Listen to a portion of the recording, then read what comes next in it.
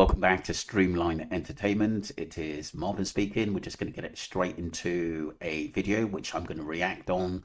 And it's Debbie Duncan, mother of Jay Slater, campaigns for new law to tackle online trolls.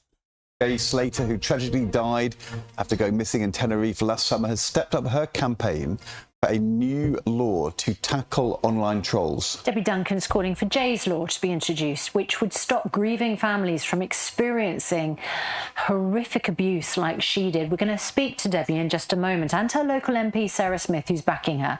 Well, Jay's mum, Debbie, and her local MP, Sarah, join us now. Good morning to you. Morning. Morning. Debbie, how are you doing? It was last June that you lost Jay. Yeah. And then obviously this horrific period of time where you were hoping he'd be found, and then he was found dead. How are you doing right now, more than a year on? It's difficult. Yeah. You know, it really is. There's no pain like losing a child. Just trying to fight through it, but it's not been easy, especially with all the noise in the background that continues on a daily basis. And does it still continue now? Oh yeah, yeah. Do you think as a result of simply sitting here that you will experience more online? There'll be something by this evening, most probably. What have people been saying that's really got to you and that you haven't been able to just dismiss?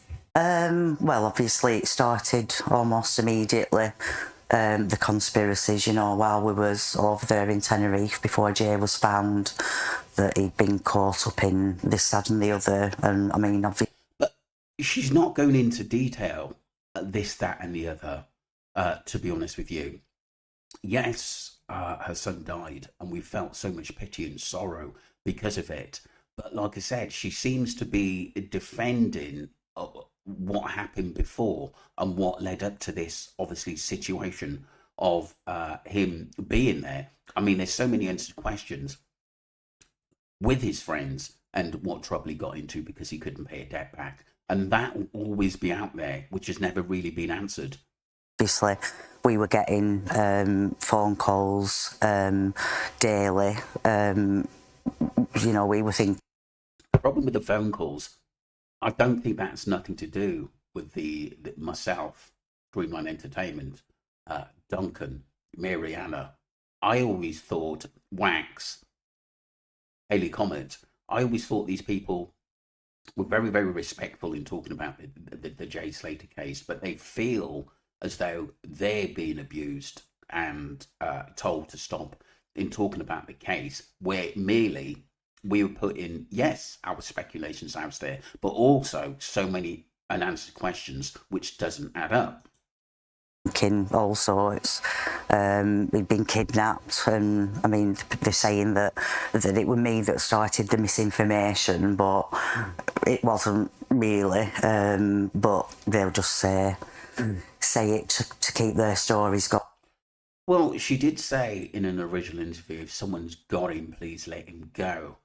So even though she's in a very sort of vulnerable way, which I completely understand as a parent, I have a daughter, but the problem is when she actually basically said that, it got people speculating, is Jay involved in something else? If you're going to say something, you've got to be able to sort of back it up and not sort of backpedal. Going really. It's really hard, isn't it? Because in those days when he was missing, I remember us talking about it here every day on the programme. It was important to get messages out there that he's missing and his picture, and for you and the family, with that hope that maybe he could be found. Yeah. The media at that point is on your side, and social media too. And I guess with that comes this nasty... Look, the media were just going for what they hear from MWT, from previous convictions, Rocky, Ayup, and other people mentioned, you know, big people mentioned in this case. We, honestly, when I first read the first couple of days, because I was on holiday, I thought it was just a mere accident until other things started coming out in the news and through third parties like MWT and other investigators, and also other YouTubers and TikTokers that went out there. They were telling us a different story. And a lot of the TikToks and YouTubers got off the island pretty quick because they didn't want to get in any trouble. Side, and that is what ends up continuing. Yeah. I mean, like you say, to begin with, spreading the awareness of, when Jay was missing, yeah, it was great. It was, it was getting out there, and but then it just took a turn. The dark side of social media then reared its head. It's rather ugly head. Yeah. Was part of the problem that a friend had set up a GoFundMe which raised money, and that for those people looking online, they saw the money racking up and decided to use that as a weapon to sort of hurt you with? Yeah, well, I mean, the story at the time was it was all a set-up, and I was involved, and we were going to, run away with this money, and Jay was... I don't think that was our message, or a lot of the sleuths that I talked to and listened to had ever thought Debbie was involved in this. But like I said, we know young adults don't always tell their parents what they're involved into. If we remember in early interviews and what the news was saying, that Debbie got a window smashed in way before Jay went on holiday, and it was happening a lot run up to him going away. And he didn't feel safe at first in going. He was skeptical, just in case other gangs will be out there. And then he decided to go because I think Lucy, Brandon and Brad said that they would look after him. And that was one of the reasons Jay actually went. I think, I'm going to be honest, I think if Debbie want to really listen to our videos, much like Duncan said today, and analysed what was said, I'm sure they would say you're probably right on that one. There's a few points which we probably should have looked into, especially about his phone, especially about obviously his bank. We haven't heard a dicky bird from that at the end of the day. But what I see is they're not explaining what is actually done wrong from the YouTubers and TikToks. Yes, there are trolls who are really, really nasty people. There's a lot more to this than meets the eye. Was going to appear. I wish that had been the case, really, that he was going to appear, but but yeah, that's still obviously used against us now. I mean, obviously we'll be eternally grateful for all the help, the support. It's an added trauma, isn't it? And sort of a compounding trauma, Sarah, that at a time when you need every single person to rally round and support, people start to send you nastiness. And as I understand it, Debbie, it got really nasty. I mean, there were photoshopped images. Oh, yeah. Of Jay. This is Jay's, he's been... The thing is about the Photoshop images, don't forget, they were actually... Some of these were fake, I got to admit, and were completely out of order at the end of the day. But like I said, hopefully the TikToks and YouTubers can obviously filter them out at the end of the day. But there was stuff that were put up by the accident crew and those who were at the Airbnb that put up these fake pictures of Jay. And, 99% of us know that there's something odd and off-key about those pictures. And we know that they've been altered to make us think something else. It's just as simple as that. In held, he's being tortured, he had, things tied round his neck, but obviously it were just for... I mean, what Dan O'Keefe done was him talking about what he said. He didn't put those pictures out there, but were bang out of order.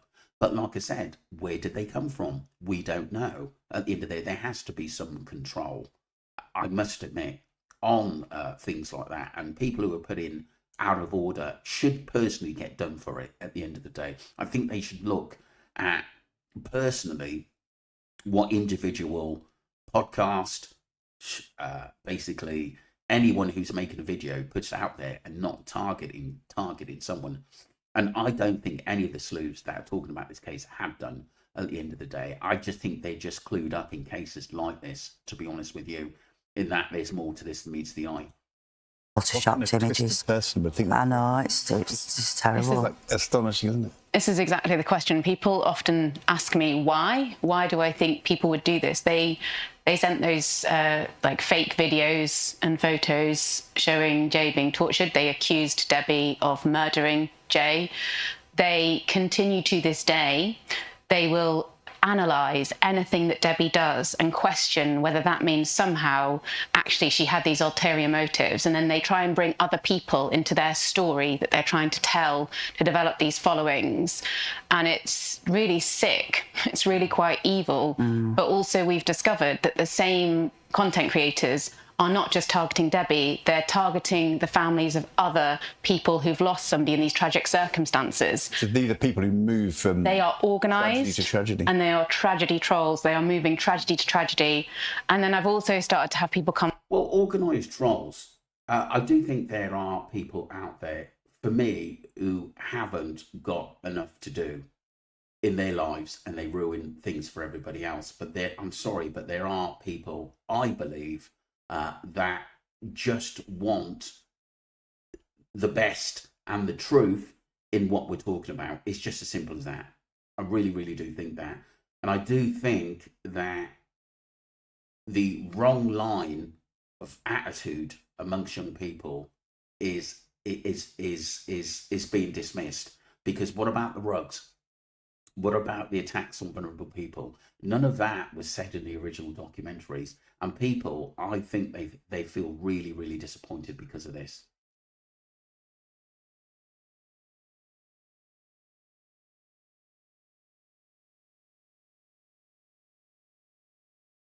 Come forward who might not have had the same kind of national profile that Debbie sadly had because of Jay's circumstances. So you've got, the families of Nicola Bulley were awfully targeted, and Madeleine McCann.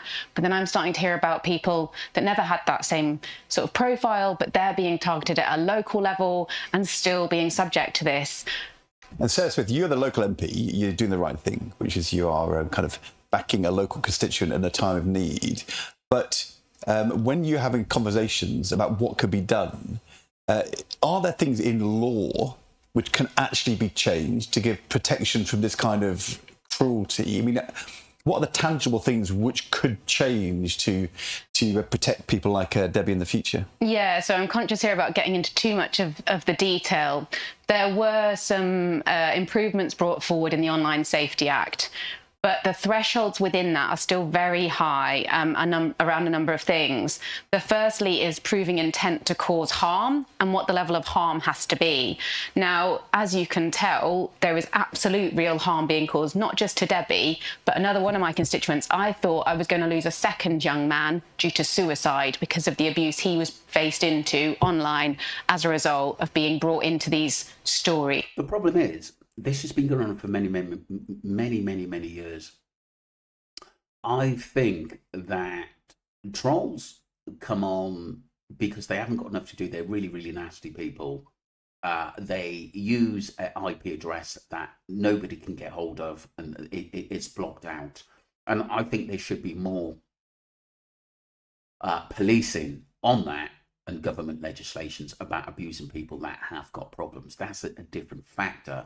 When it comes to this case and how quickly this case was closed down was just absolutely unbelievable to me, to be honest with you. So there's real harm that is being caused, but those thresholds around harm right now are quite hard to reach for the CPS to take any action. And we also know there's challenges with CPS actually utilising the law that is there.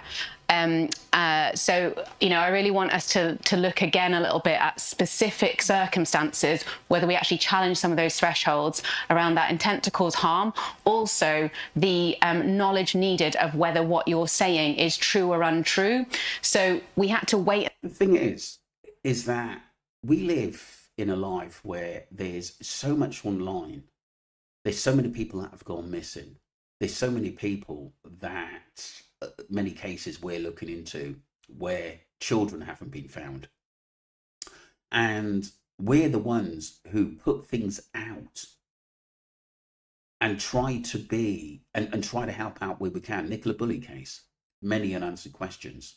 Jay Slater, how he died, his friends, going back to the Airbnb, no evidence where he was really there. This is why this case is so odd, and this is why so many people talk about it. The Canadian kids missing, Lily and Jack O'Sullivan, who went missing in Bristol, nothing on that case. And all we're trying to do is help people. So if you're going to put in laws and regulations, and there are many, many YouTubers, TikTokers who help people out like Mariana, helping vulnerable people in rugs and got drinking problems and stuff like that. That is absolutely brilliant. And one of the reasons why I built my channel with Ali is to help younger people, keep them out of trouble, keep them on the straight and narrow, and being positive. Until the inquest before we could factually state what had happened to Jay. And I think, again, we need to look at some of that, and we're going to be working with Ofcom and with other MPs to understand the victims' experiences and go from there. Debbie, what would you say? Because I can imagine on the other side of the argument, there's probably people watching who think it's just free speech. Yeah. Say what I like. It's online. Well, you know, I mean, I'm not against free speech, and everybody is entitled to have an opinion. But when the facts are there to carry on with the misinformation and the abuse and, you know, targeting not just me, you know, the people. I think with the misinformation, we've got to look at the facts. You know, that, you know, I'm sure the family can make a statement of what's misinformation. And at least then the sleuths can look at it and come back and maybe comment through an email. But I would love to get a statement of that misinformation. That would be very, very important, because I haven't heard anything that is misinformation. People that they brought into Jay's story that have nothing to do with Jay's story, you know, it needs to stop. If people stood on her doorstep and shouted these things at her, the police would act. Yeah. If you, as journalists, tried to continue this story with no basis to what you're reporting, then Ofcom would intervene. Yes, you're absolutely right. Debbie? I've got to admit,